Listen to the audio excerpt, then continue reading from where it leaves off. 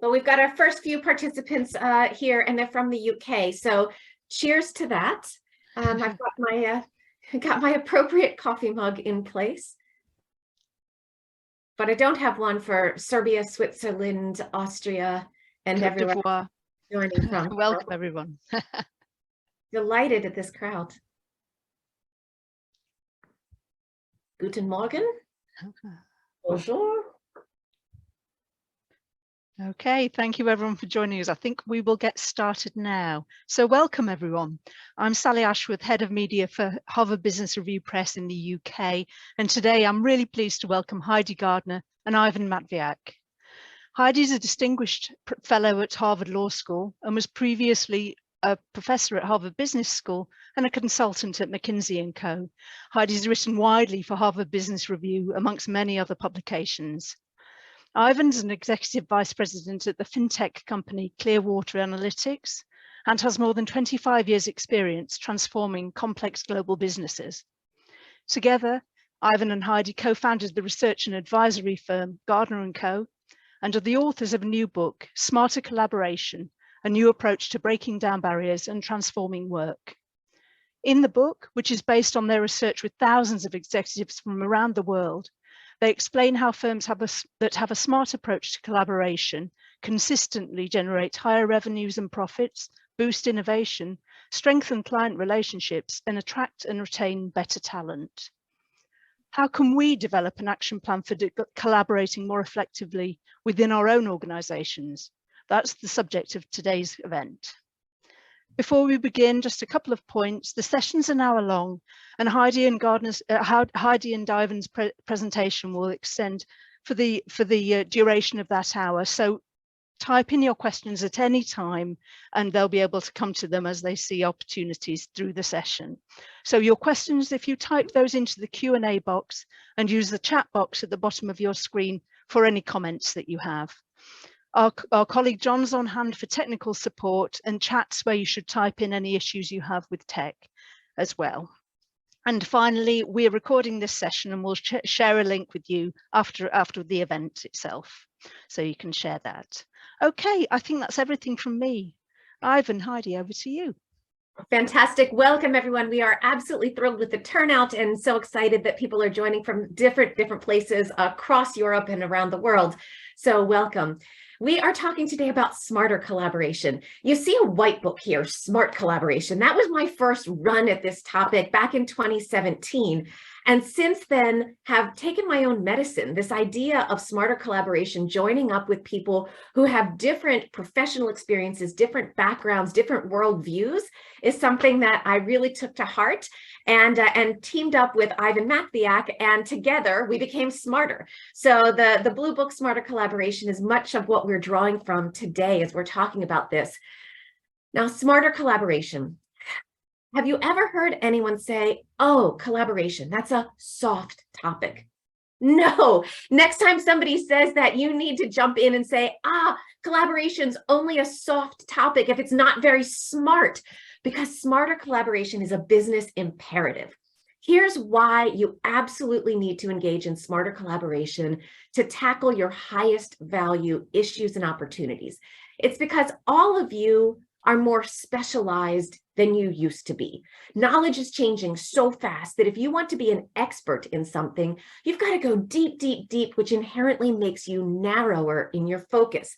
These are not our ideas. People around the world are writing about this and have been for a couple of decades. But what we identified is that the problems all of us are facing are the exact opposite. Do you know this acronym, VUCA? Volatile, uncertain, complex, ambiguous. If you can't remember the whole acronym, think about the complexity part. Every problem that's worth your brain has all these different facets associated with it. And this is why you need to take those narrow, deep experts and join them up to tackle more complex problems and opportunities than any of you could do on your own. Collaboration is not a soft topic that we get around to when our real work is done. It's how we tackle these complex, high-value issues. Thanks, Heidi. So, if you ask people about collaboration, oftentimes they'll generally agree that it's an important topic. But unfortunately, it's often misunderstood and misapplied. It's not about big group hugs, right? If leaders are trying to create a collegial, harmonious culture, that can get in the way of smarter collaboration, because collaborating with people with different points of view, different backgrounds, different experiences, that inherently creates conflict. And we need to be able to lean into that, which is hard, but that's where the benefits really come from. And it's not about throwing a team at every problem. Smarter collaboration is really intentional about when different experts are required for better outcome and when actually bringing too many people together is overkill. And it's not about delegating. I'm sure you've probably had managers who think they are wonderful collaborators when really all they're doing is delegating to their subordinates. Again, collaboration is hard because when you're working with people, particularly of equal power status, that can take real skill to bring out the best in people and drive those collaborative conversations. Using that expertise, getting the best out of those diverse people, that's smarter collaboration. 100%. This diversity piece is really key, and we take a whole chapter in our book to talk about what we call the illusion of inclusion. I'll just drop that in there right now because there are some questions in the chat already, and people want to know how we think about diversity. What kinds of different people are we drawing together? And the answer is wherever people have formed different perspectives of the world. It could be professional backgrounds. It could be the function that they sit in. It could be their geography, where they're working presently, or maybe the culture that they grew up in. It could be things as different as their socioeconomic backgrounds. Maybe they see the world very differently because they grew up, with the proverbial silver spoon in their mouth, or maybe quite the opposite. They were super scrappy and came from a hard knocks background, and that gives them a different view of the world and the kinds of problems that we're trying to resolve. So when we're talking about bringing different kinds of people together, we are talking about a huge variety of different kinds of people. Now, in our discussion today, we're going to start out talking about the business case and the talent case for smarter collaboration. It encapsulates much of what we've written about in chapters 1 and 2, but we'll go through it pretty quickly together today. The reason we're starting here is because we have collected millions of data records from organizations around the planet, sometimes an entire decade worth of their, say, billing records and personnel files that are de-identified. Don't worry about data privacy. But we do have loads of data records that we've crunched to understand when smarter collaboration adds tremendous value and when it doesn't. So for those of you who are asking questions about top tips, we're getting there. Chapters 3 and 4 will cover shortly. How do you get started on this journey? And then some of that how to and how not to points, things that get in the way. And finally, we'll wrap up with some of the next frontiers of smarter collaboration. But when we think about the business case for smarter collaboration, think about this. When you're serving customers or clients, maybe you're in an organization that has different kinds of products or services. How beneficial is it to your customers that you're joining up in order to deliver them integrated services versus selling them or serving them with one unit at a time? Well, what we have decided to study here is to look at revenues. Now, the assumption here is that your customers are really smart. They don't pay for value unless they really perceive it. So revenues here are a proxy for how much value are you adding to your customers. The numbers across the bottom of that chart, they represent the number of business lines per client. So how many of your business units joined up in a given year to serve each of your clients? And as you see here, those yellow bars, they grow and grow and grow and grow. That's how much average revenue was generated from customers that are served by one business unit versus 6 or even 10. And this finding has been replicated across dozens and dozens of organizations around the planet now, ranging from professional service firms like accounting firms or law firms and engineering firms to retail banks and a whole host of other kinds of companies. Now, it shouldn't surprise you that as you sell more services or products to a customer, the revenue grows. But look at that black line under firm A. It swoops up, sort of Nike-like, right? That shows an exponential curve, and the data fit it really well. In other words, every business unit that joins forces to serve a customer adds so much more value than that business unit would have done on its own. And they add extra value from the business units that are already serving clients. If all you were doing was cross-selling, in other words, you're in there selling one product and you recommend that the client buys the next thing, and then that team comes in and sells their thing, and the next and the next. If you're not truly collaborating in order to find innovative solutions, in order to spot problems before your clients even know to ask, then the numbers just add up like these blue bars, right? It's 1 + 1 + 1 = 3. If you're engaging in truly smart collaboration, smarter collaboration, then you've got exponential growth. And here's why. When we interviewed the CFO of a giant Fortune 100 company, the CFO said, margins rise with complexity. The complexity from all of these different problems that are facing organizations right now. Think about, we've all heard about lots of economic headwinds coming your way. If you treat that just as an economy problem, if you bring in just the finance function to say what's going to happen, just the number crunchers, you're going to miss all kinds of things that really matter to your business. You're going to need to bring in people who understand consumer behavior when they're under stress. You're going to need to think about the supply chain effects. You're going to need to think about the technological effects. What's that going to do? Right? So complexity grows across these different functions and perspectives. And if you can team up different business lines and services to help customers tackle those complex issues, you're going to provide more value and generate better financial results. So hopefully that gives you a sense of the revenue opportunity out of smarter collaboration. But let's talk about another opportunity that's critical to all of us, and that's innovation. Because collaboration and innovation are inextricably tied up. We have more than 4 decades of information from the US Patent Office. And what we see is that innovation is becoming more and more of a team sport.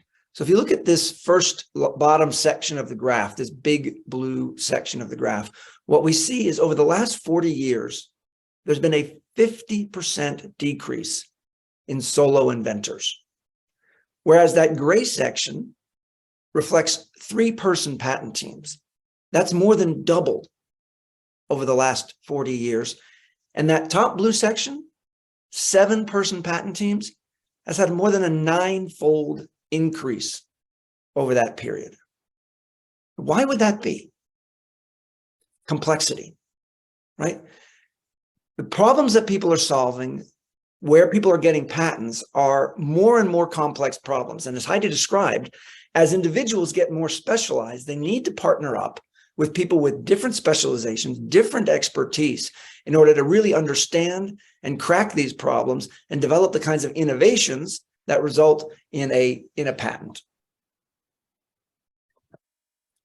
Excuse me, Ivan, I'm going backwards here. Don't worry. You know, we worked with a major life sciences company that was struggling particularly with innovation and time to market. They felt passionately that speed to market was critical because they are literally saving lives. But their organization was very siloed. As they went through the drug development and the drug approval process, they would do their research, they would then do their product development, they would do their marketing, they would do their regulatory approval process, and it was very siloed. And those handoffs was taking an enormous amount of time. It was taking years.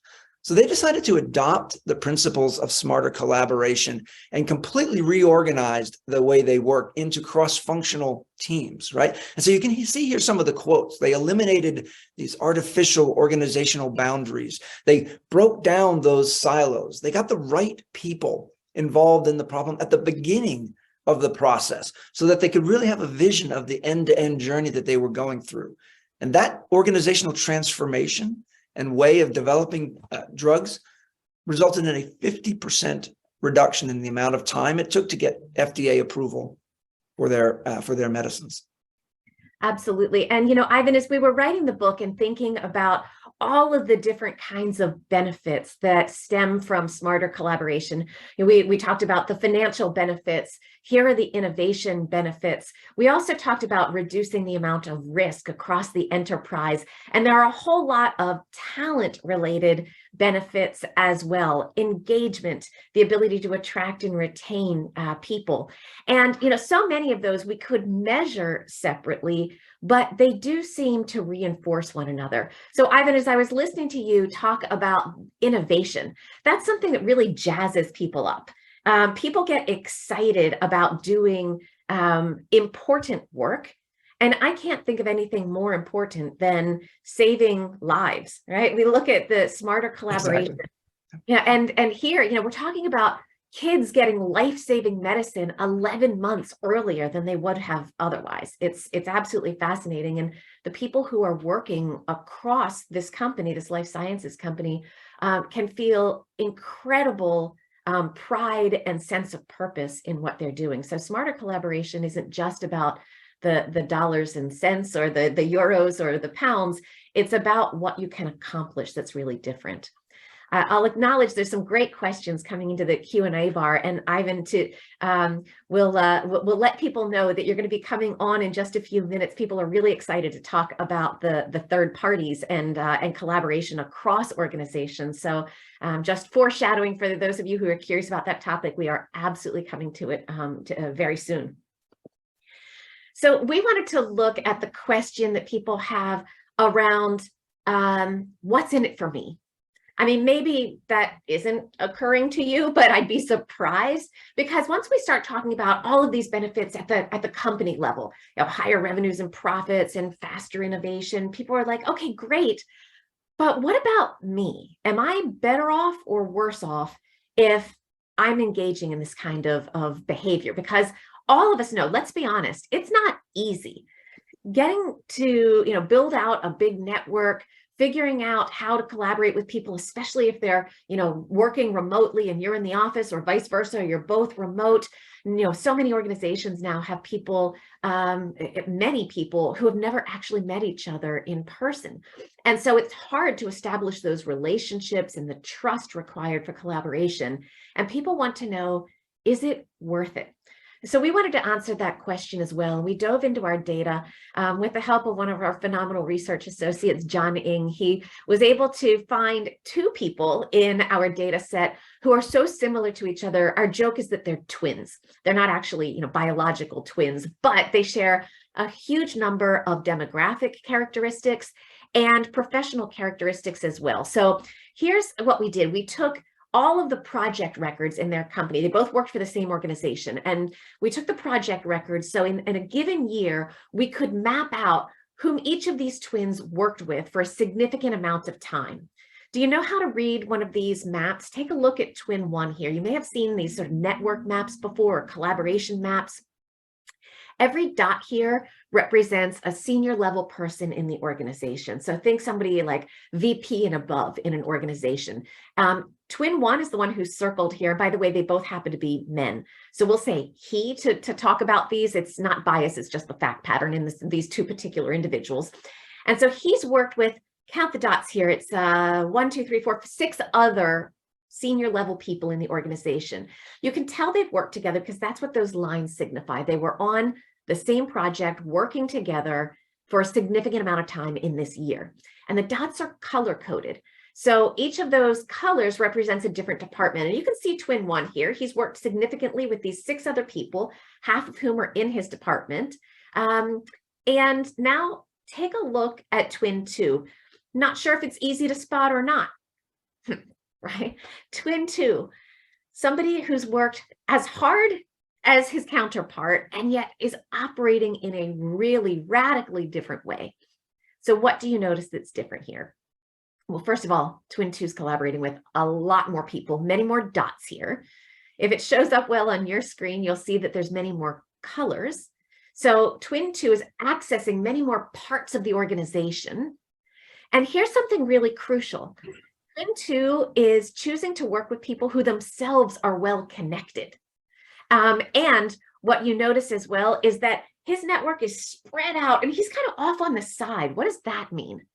Well, the algorithm, the way this computer mapping, this collaboration mapping software works, is that the dots are drawn closer together the more projects they've worked on in that given year.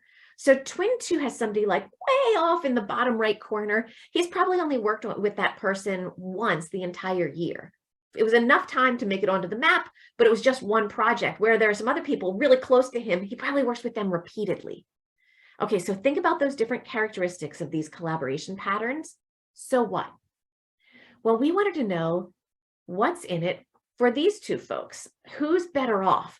Well, we measured their business outcomes, a whole basket of what we call KPIs, right? Key performance indicators. You probably know that. And so this is how fast was their revenue growing for the projects that they were running? How strong were their customer relationships? A bunch of team metrics to see how sustainable their teams were. And here's what we found out. As a leader, twin 2 is 4 times more productive. He's a better performer, 4-fold over his less collaborative, quote unquote, twin. Why? Well, we don't know exactly, but we can infer a lot from his collaboration pattern. He's probably drawing in lots of different ideas because he's got all these different colors of people that he's working with, right? So he's got access to new ideas and information and knowledge from across the organization. He's able to get to the right experts quickly. If he's got a question, he can reach out to somebody. And remember, he's worked directly with all these other dots on here. And he can say, hey, so-and-so, I need an answer to this. And if they don't know, they're well connected. And I bet they do know who knows, right? So he can access lots of different parts of the organization. He's built a whole web of trust throughout the organization. People know what they can rely on him for. And overall, that combination of network effects and collaboration benefits adds up significantly. He's 4 times better off. Right? So, this is just one pair of individuals out of the millions. We've replicated this in bigger bigger analytical approaches. And we see this as a pattern again and again and again. People who not only build this network, but know how to activate it and use it effectively and strategically, they are higher performers without a doubt. So before I move off this quote, I just want to, off this slide rather, I just want to make sure you're not taking the wrong message from this. Our message is not bigger is better. No, better is better. Twin 2 is a stronger performer because he has a better network. It's richer, it's better connected, it's more diverse, and he uses it more strategically. That's the message we want you to take away from this. Heidi, before you move off that, there was a question in the chat. Somebody was asking just whether on the twin 2, are people collaborating with each other more than they were with twin 1 as well? Yes. That's absolutely crucial. Thank you for asking that question. All those dots, those mean that those people are interconnected and collaborating with each other. It's such an important point. I'm glad somebody raised it. It probably means that twin 2 is using this network really strategically because he's pulling people together onto projects and then empowering them to get on with it. Twin 1 is a little bit more like a picture of a bottleneck. Everything that happens kind of comes through him, whereas twin 2 releases the energy into the network and empowers people to collaborate with each other. And it means that even though he's got this big network that he manages to maintain every year, he's really efficient in the way he works because he trusts those people to do what they're great at, and he doesn't meddle. So you, Heidi, talked a moment ago about engagement, and Gallup, big research organization, conducts a huge survey of millions of people every year. And they found major differences between teams that have highly engaged members and teams with lower engagement. And there was one question in their survey that was particularly predictive of engagement. And it was this quote that you see at the top of the page here: "At work, I have the opportunity to do what I do best every day." If people were positive on that question, said, yes, I feel like I have the opportunity to do what I do best every day, they were likely to have stronger engagement. Back to the so what though. What's the outcome of people having more engagement and feeling like they have the opportunity to do what they do every day? Well, let's look at some of the data. You see the green bars there on each of these are lower engagement teams, and the blue bars are teams with higher engagement. So in areas like customer satisfaction, right, you have 10% higher results. In productivity, 14% higher. Sales in those organizations with higher engagement are 18% higher. Profitability, 23% higher. And perhaps least surprising, at least to me, is talent retention, right? And absolutely critical in this market, right? Where particularly with work from home and the transition to remote working, talent retention has become a hot topic and a real challenge for many organizations. Organizations that have higher engagement have 40% higher talent retention than those who have lower engagement. Absolutely. And so, along this idea of, why do people stick around longer? Well, it goes back to a number of the ideas that we were talking about just a moment ago. There was a great question in here, sort of, it's not just are those people collaborating more with each other, but what actually happens when they are. And so, we know that when people are operating like twin two, there's a risk that they develop kind of superficial networks. And somebody pointed out that Malcolm Gladwell talks about this. Yes, you can have a big network and use it poorly.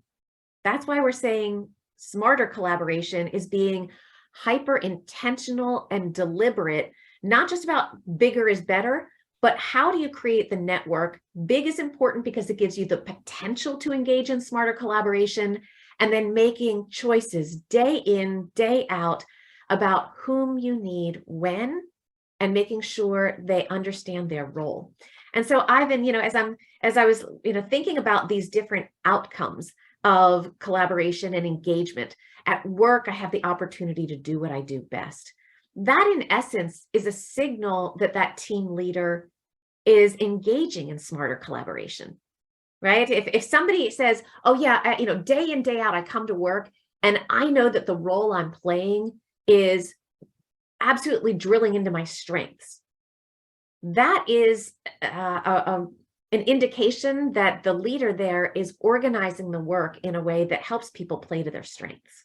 Exactly. They're building teams where they understand what expertise is required, who's bringing that expertise, and bring them in at the right time, right, to take advantage of that expertise. And that's part of what gives people the ability to use their skills, use their passion, and do what they do best every day. So Ivan, you've led lots and lots and lots of really big organizations. What's your kind of pro tip for somebody being able to do that? I mean, what are the one or two things people as leaders of teams and organizations need to do so that their folks come to work every day saying, yes, I've had the opportunity to do what I do best? A couple of things, right? I mean, it's really important to understand where the expertise is in the organization. Oftentimes people, especially if they've had a long career in a company and new people are coming in, they may not know where that expertise is, right? So how do you communicate to the organization where your skills and your passion lies? How do you then thoughtfully bring together the required expertise, really understanding the problem you're trying to solve, not just reaching out to the people that you've worked with in the past because you're comfortable with them, but really understanding what the challenge is that you're trying to solve and where those different points of view, those challenging opinions might be, right? Those different experiences, bringing those together, and then forming those teams, keeping those people on the project as long as is required. And when those skills are no longer required, allowing people to roll back off again, right? To go on and use those skills on a different problem that's that where they can really take advantage of those skills and expertise that they have. Absolutely. And so what you have just described there, Ivan, is precisely the answer to somebody's question. How do these outcomes, the data and the results on this slide link to smarter collaboration? It's what Ivan said. When you have leaders who understand where people's strengths are and are incredibly intentional about drawing those people in at exactly the right time, not a minute too late and not a minute too long, being very intentional about kind of using those people's expertise to the fullest. That's the essence of smart collaboration. And it will make those people agree wholeheartedly that they have the opportunity to do what they do best. So these results and this idea of having the chance to do what you do best every day, those are the enactment of smarter collaboration. So just to hit that on the head, we have strongly demonstrated that smarter collaboration leads to these kinds of outcomes. And I challenge all of you to think about, what is it that you do differently when you feel like you're playing to your strengths? And how do you energize people around you to do that? But to get to some real nitty gritty here, okay, let's get started. There's a number of questions in there about, okay, what do we do next? So we devoted a couple of chapters to this point around getting started. We have a toolkit that I'm thrilled to say launched 2 days ago, Harvard Business Press, and you can see the address here. It's a way to get a data-driven, objective understanding of your organization's collaborative launching point and the potential upside. So here's why it's absolutely necessary. We have worked with innumerable organizations who've made the mistake of coming in with somebody's quote unquote pet solution. So they look at the collaboration problem. They know that there's an issue. We're working in silos. We need to fix that. And basically they say, I've got a hammer and everything looks like a nail. I'm just going to take whatever solution I love and start pounding that into the organization. Frankly, a lot of times the first thing people will deal with is the incentive system. Now, we know that performance management is a huge problem. We'll come on to that in a bit, but it doesn't necessarily mean that that's the first place you start. It might not even be the most important problem that you're facing in your organization. Heidi, I think we flipped over to a different page accidentally. Right. Okay. So here around the toolkit. No, we're still in the toolkit, Ivan. We'll come to performance management in a second. But what I'm saying here is, are we on the toolkit slide? No. We are not on the toolkit slide. No. Huh. How did that happen? Are we on the toolkit slide now? I see the toolkit slide. Okay, fantastic. Okay. Good. So we've got, the point here is that if you dive in with your pet solution and you think, for example, that the incentive system is the problem and you go in with that, might not be the real issue. And so our point is to collect some objective data to pinpoint where the real barriers are. This toolkit lays out a process and a tested methodology for you to collect the right kind of data. It's not terribly onerous, but it is data driven and it allows you to find where the real problems are and make sure you're not solving the wrong one. It also helps you find where collaboration's working really well. A lot of times people come in with a problem mindset, we're too siloed, and they fail to recognize these bright spots where collaboration is really flourishing and saying, what works so well we could replicate in different parts of the organization.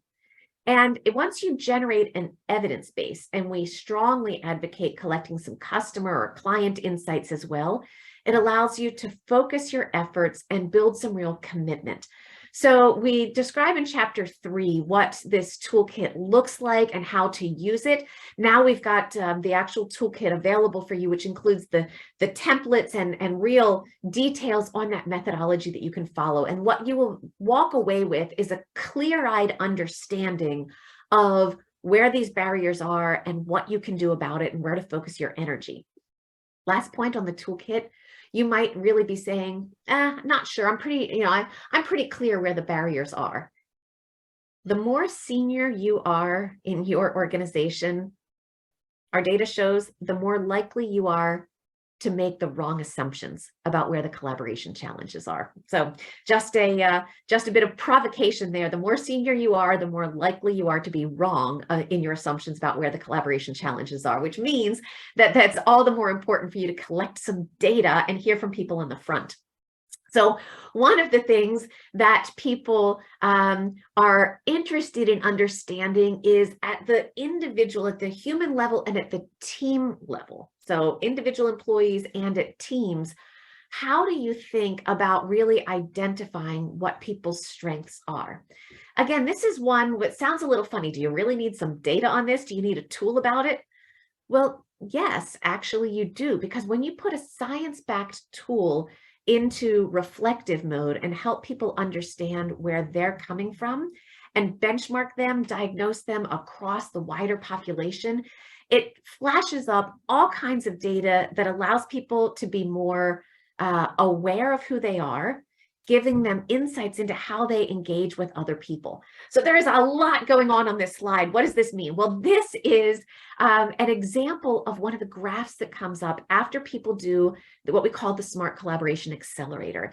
It's a psychometric test that measures people. It's pretty quick. You just answer, questions for less than 10 minutes, but it diagnoses where people are along 7 different behavioral dimensions of smart collaboration.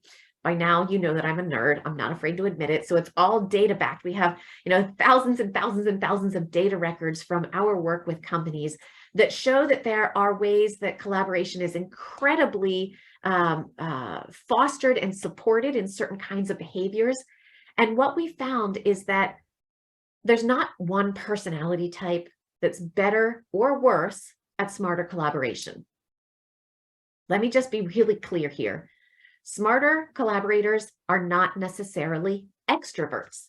They're not necessarily introverts either. But what we can show is that when somebody takes this diagnostic tool, they will come out on one side or the other, more extreme, on one side or the other of 7 different dimensions. Let's get really specific here. Let's look at the second one you see here is complex or concrete. That relates to the kinds of problems you're automatically drawn to. Are you the kind of person who loves problems that are really ambiguous, fuzzy problems, and you have to draw in ideas from lots of different domains, and you just love that big picture problem solving? Or does that frustrate you like crazy, and what you really want to do is get down to the business?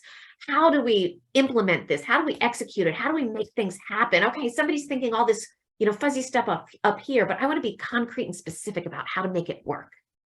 Does one of those 2 extremes sound more like you? Well, that's sort of a trait of yours. Chances are, if you like the big, crazy, ambiguous thinking, you like that even as a kid. It doesn't mean you can't think concretely, but here's why it matters. Remember when Ivan was talking about innovation? And he was talking about, innovation, I think he said, is more like a team sport these days. It's not just that you need more people collaborating in order to be more innovative. It's that you need people who are different from one another. And we might think about differences there as, okay, we need the data scientist, and we need the technologist, and we need the human factors person. Yes, absolutely. But for innovation, you also need differences on this dimension. You need the creative big picture thinkers. But if all you have is those on your team, you're going to end up with a bunch of wild, crazy ideas that never go anywhere. Innovation is creativity that gets applied for a useful purpose.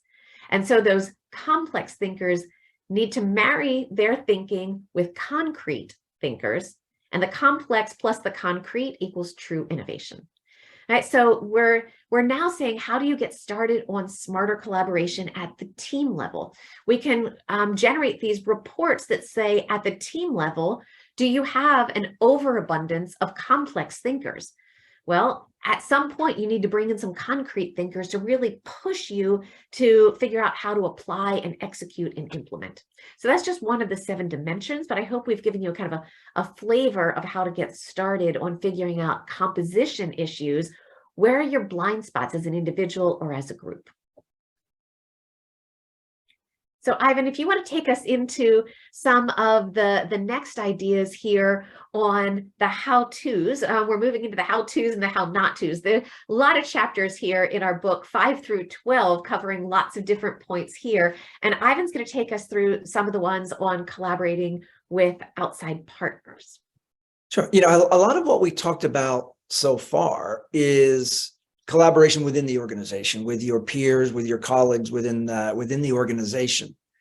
And right at the beginning, Heidi talked about specialization, right? That we as individuals tend to become increasingly specialized over time, but so do our organizations, right? For our organizations to be successful, those organizations need to be leaders in their market, in their sphere, and they can't be leaders in everything, right? And so increasingly, we see organizations needing to partner with other organizations in order to do the same thing at the organizational level that we talked about on the individual level, right? To really bring together expertise from others in order to solve bigger problems than an organization could solve by itself. So the question is, right, how do you do that? This partnership, particularly across organizations, can be incredibly challenging. So one of the keys is to be very selective about which of your partnerships are really strategic.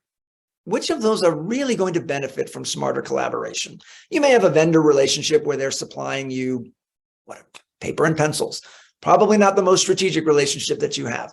But if you are a biotech, you might be partnering with distribution organizations or organizations that really understand product development, right? Those may be really strategic, critical partnerships to your business. And those are the ones that are going to warrant the investment in smarter collaboration.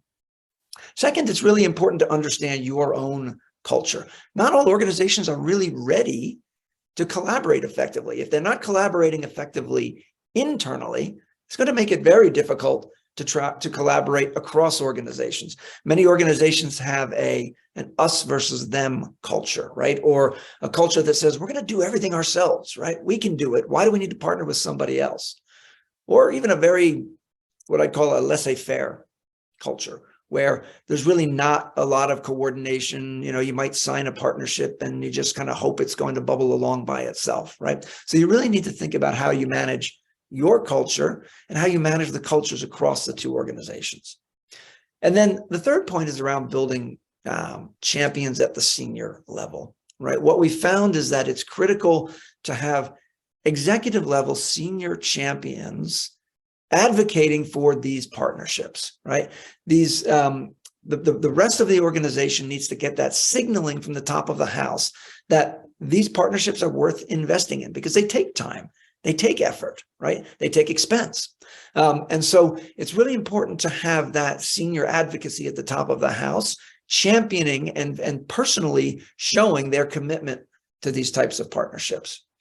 And then the last thing that I'd mention is that things change over time. There was a question in the chat about the benefits of persistence in teams. Is it helpful to have people working together for longer periods of time?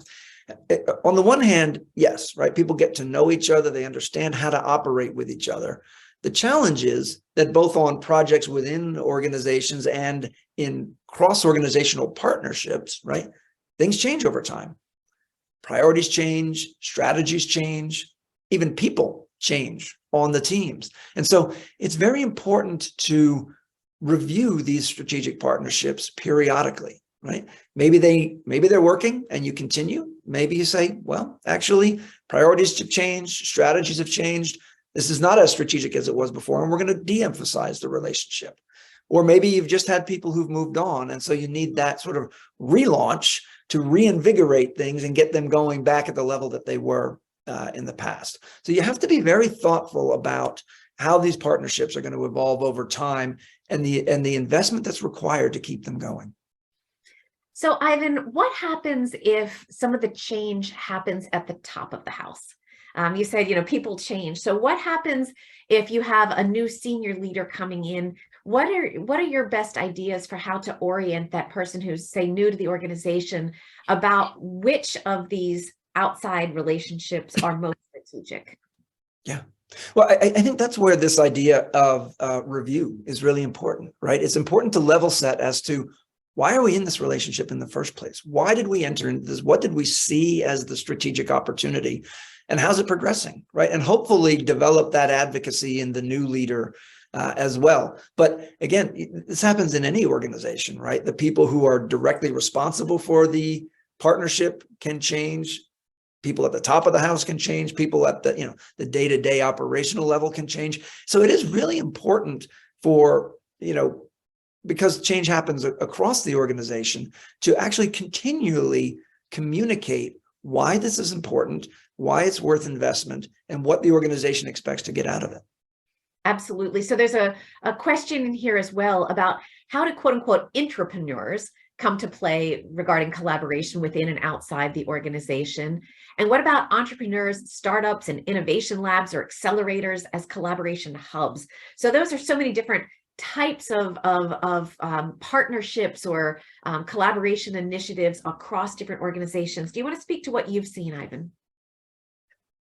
Yeah, it's a huge question, but I think I guess I think of that as multiple avenues to find the types of expertise that you need to make your organization successful. So if you're an entrepreneur, right, you might be thinking about where are those internal partnerships and collaborations that are going to help your project be successful.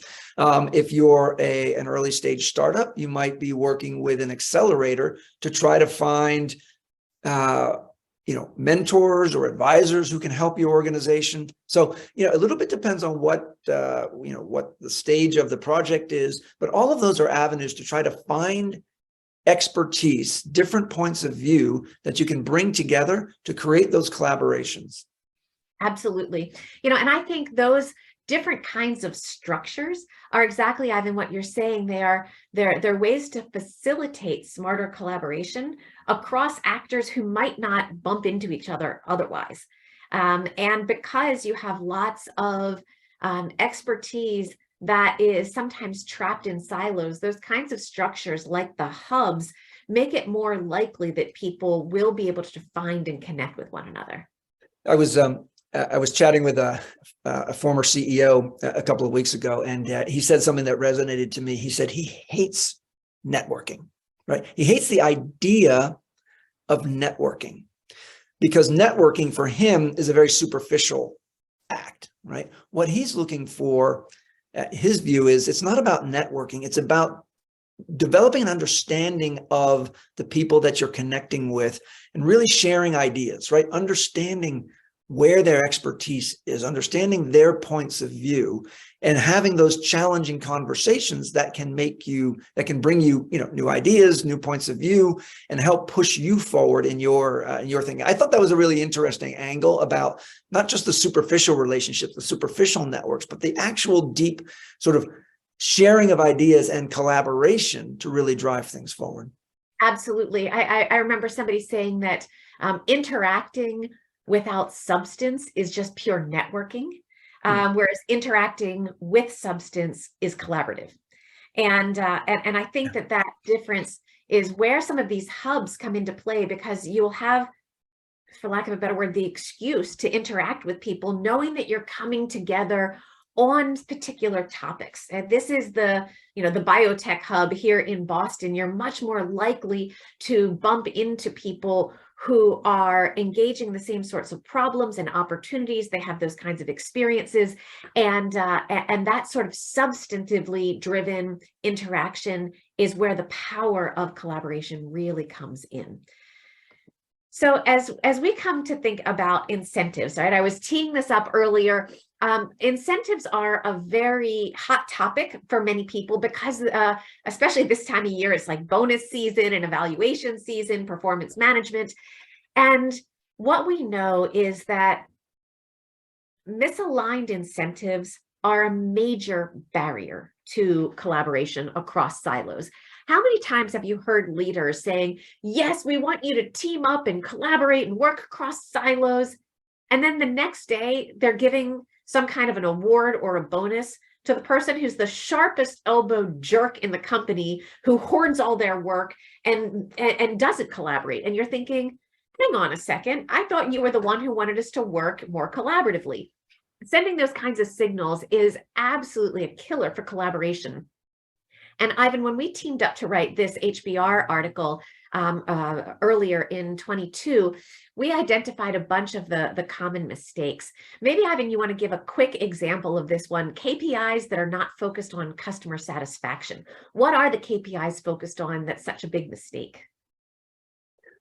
Well, I think the point here is that you need to think holistically and end to end about the objectives and the key performance indicators that you're trying to measure. What we saw is very often teams or creating incentives that were very narrowly focused on their process, their part of the overall chain.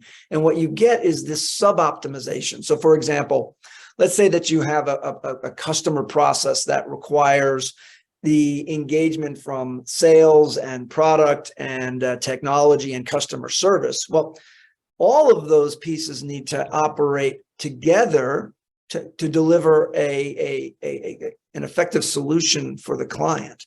But if KPIs are set up so that they are narrowly focused on each of those, and each of those teams is trying to optimize just their world, you can get actually dysfunction in those organizations, and you can get people in sales doing things that optimize the outcome for sales, but actually have a negative impact on the technology team or the client service team, for example. And so what we saw is that if you get all of those groups aligned around customer satisfaction, the end result that they're all ultimately trying to deliver, then you'll drive much more collaboration across those teams. Absolutely. So an organization that only measures salespeople on hitting their quotas means that those people are likely to be out there selling all kinds of things in a way that's really fast, and then doesn't optimize customer satisfaction down the line.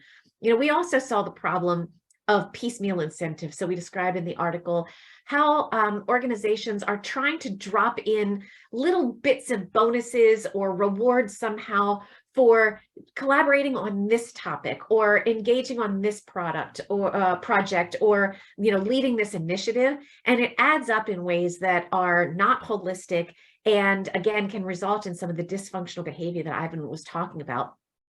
Rewarding inputs and not outputs is a huge problem as well.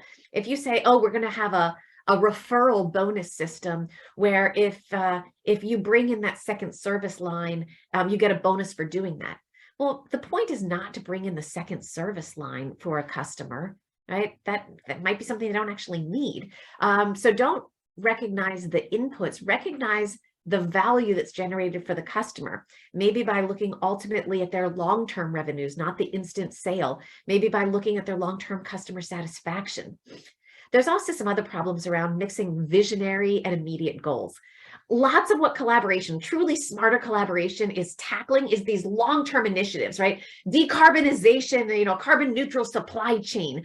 It's going to take decades to get there for some organizations.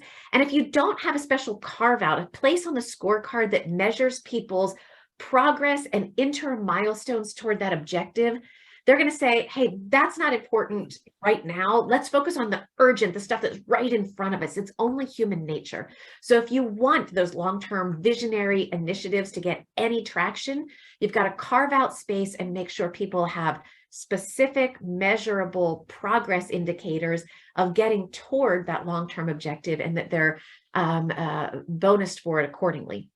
I just wanted to pause on that one for a second, because I think it's quite important. If you look at the sort of social psychology research, people are very motivated in a positive way by by achieving goals, right? And oftentimes what happens in an organization is people get very focused on those things that they can complete, those tasks that they can complete quickly, right? Because it gives them that sense of progress, which is positive. But as Heidi said, if people are very focused only on short-term goals, they'll tend to weight those and focus those more than the focus on that long-term vision, that long-term project that might take more than a quarter or even more than a fiscal year, right? And if you don't have incentive structures aligned to give people ways to be rewarded for things, for progress on projects that cross over, an annual bonus cycle, for example, they'll end up more and more focusing on those short-term goals. Absolutely. Absolutely. So for anyone who wants to read more about that, Teresa Mabelay's book, The Progress Principle, lays out the psychology that Ivan was talking about in a lot of detail. So let's wrap up, Ivan, by talking about the next frontiers of smarter collaboration. We had so much fun writing this chapter of the book. We were talking to organizations that are really out there on the cutting edge of pulling in people across sometimes quite unusual disciplines in order to make progress on some tough and exciting projects. So let's talk about OceanX. Ivan, I'll let you kick us off. Yeah, so as Heidi said, this last chapter of the book talks about a number of different organizations that are really trying to do big things, right? Because again, when you bring together expertise, that's how you're really going to crack some of the toughest challenges that we face. OceanX, I found personally really exciting. There's a gentleman named Mark Dallio who had a vision for trying to increase research and around the oceans and really communicate the importance of the oceans and some of the challenges of the oceans to the broader world. And so he realized that he couldn't do this on his own. And he started to develop some, I thought, really interesting partnerships in domains that maybe you wouldn't normally think of partnering on if you're doing oceanographic research. So first, he partnered with, OceanX partnered with the Woods Hole Oceanographic Institute. Not surprising, one of the world's leading oceanographic research organizations. But he also realized that technology is going to be critical in driving their research. So they collaborated with Microsoft, and you can see this holographic deck that they created within their ship to help them do some new visualizations of what they were seeing under the ocean. They wanted to bring some of the messaging to the world in exciting ways. So they partnered with James Cameron and Leonardo DiCaprio to do filming of some of what they're seeing, right? And start to really bring those images out to the general public. And then they also wanted to get kids really excited about the ocean, right? To get the youngest generation engaged in thinking about the oceans. And so they created a partnership with Crayola. And developed coloring books and other activities at some of the Crayola stores around the oceans. And so this was just a great example of someone who was trying to tackle, challenges that are critical for civilization, right, for humanity, and doing it through partnerships with, unusual organizations that one wouldn't normally think to partner with. Absolutely. It was, so exciting to see people with these kinds of visions teaming up across radically different kinds of thinkers. I would have loved to be in the room when you have, nerdy oceanographic researchers. I'm assuming they're nerdy because I love nerds, but these deep scientists who are really focused on specific aspects of oceanographic research with some of these Hollywood figures who are brilliant at communicating it. Like, what was going on there? And what they produce together is way better than any of them could have done on their own. That is smart collaboration in action. It's harnessing the strengths of those very different players and orchestrating them in ways so that together they can tackle things that are better and more important than anyone could do on their own. So in closing here, just the last minute, we'll let you know, sort of keep the faith. We know that when people have little experience with collaboration, this kind of smarter collaboration we're talking about, when they get started, the costs can be really high. People need to build out their networks. They need to learn this jargon. They need to figure out even what problem they're solving and peel it back to figure out what kinds of experts do we really need. Now, the good news is those costs drop over time as people gain experience collaborating. The first time Ivan, you and I wrote an article for Harvard Business Review together, it was like a little rocky, like, how do we collaborate? How do we write together? But, by the time we finished chapter 13 of the book, we were literally finishing each other's sentences. The costs drop at, the pair level and at the organizational level as people get more experience collaborating. But the real rub is that in the beginning, the benefits are often quite low. All those revenues we talked about, they don't happen overnight. It takes time for collaboration to kick in and really generate more and better customer experiences that result in higher revenues and profits. And people don't feel the love initially when they start collaborating. It's hard work. And so people need to take a leap of faith. The costs and the risks are easy to identify early, but the benefits only flow in over time. Now, the good news is those lines do cross. We know that people will eventually see significant, measurable, quantifiable return on investment from engaging repeatedly in smarter collaboration, building out those networks, learning how to activate them, partnering with organizations across the ecosystem. The benefits are real, and they far outweigh the costs over time. So what we are asking everyone here to think about is two things. Number one, how do you kickstart smarter collaboration in your organization, in your network, in your ecosystem? How do you fire people up, figure out which of the benefits people are most excited about, and how do you get started? And then where the real leadership comes in, how do you sustain that momentum till the time when the benefits are absolutely observable and people have the faith that this will keep producing significant improvements in the way that they're working and for the people around them? So that's what we're asking you to do. Kickstart collaboration and then lead it, sustain the momentum through the point where we know that the benefits really will fire up for you. And whether you're tackling things as grand as oceanographic research and communicating that through Hollywood, or whether you're trying to get the next new product developed, we'd encourage you to think about how smarter collaboration plays that role. Wonderful. Thank you, Heidi and Ivan, very much for this. And thank you everyone for joining us.